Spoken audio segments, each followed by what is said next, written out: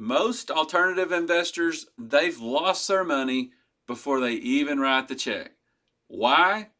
Because they don't know how to vet deals and they don't know how to see a lot of deal flow in order to know what a good versus a bad deal looks like.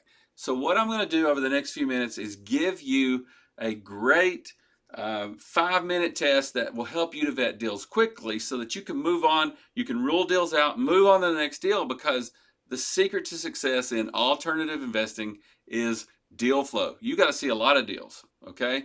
So the way we're going to do this is we're going to use the word SMART. And this is going to help you organize your thinking very quickly when you're vetting deals. And the S is stands, just so happens, is for the most important part of any deal. It's the sponsor. The sponsor can make a bad deal good, or it can make a great deal bad. And there's a few things that you need to know about the sponsor, but one of the ones I like to key in on is how much skin into the game does the sponsor have? Okay. Other questions that might come up are, how much experience do you have in doing this actual asset class? How many full cycle deals have you done? Those are all questions for the sponsor.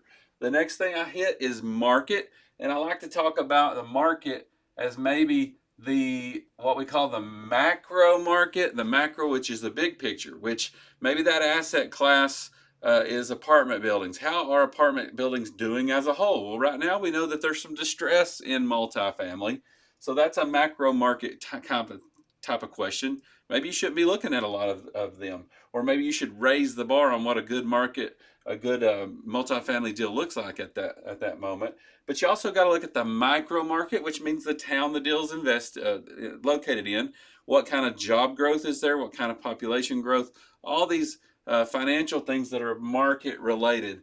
The asset is the next thing. The asset itself is, if it's an apartment building, you've got to make decisions on whether you're going to invest in apartments that are older than the 80s. Sometimes you've got some issues with plumbing and electrical that can be found in older units. You've got A class, B class, C class type units. You need to make these decisions ahead of time so that you're looking at the asset and you know what you don't want, what you want in an asset, and you can make that decision real quickly.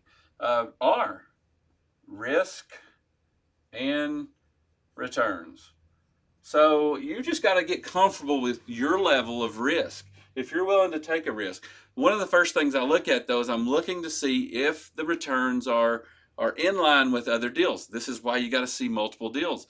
That way you can say, well, why is this one offering a 2.5 to 3x return versus this one that's only 1.8 multiple? You can start to compare these things. Usually, if you see more of a return, there might be some extra risk there. Development has a little bit more risk, but you should see a higher return. You got to know how these risks and returns are related and how you adjust each of them. That's another video, but those are very important. And down here at the very bottom, last but not least, I like to call it timing, but I also want to look at taxes. How is this the right time for this deal to be done?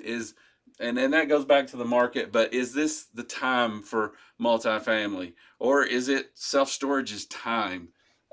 Taxes, self-explanatory, but how does this deal help my taxes? What kind of write-offs do I get? If it's an oil and gas deal, it's got some great working interest write-offs.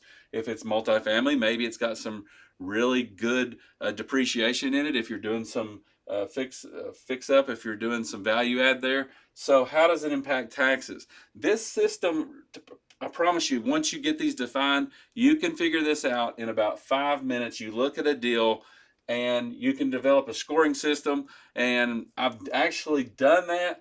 And if you'd like to talk about how we score deals, how we do our due diligence, I'd love to have that conversation with you.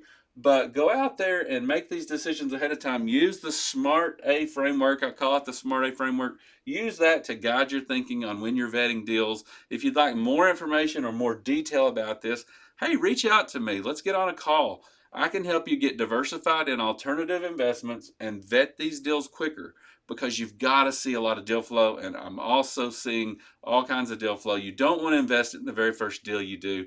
A lot of people have done that, and they're in a lot of trouble because they just didn't learn how to take care of this process and do it right.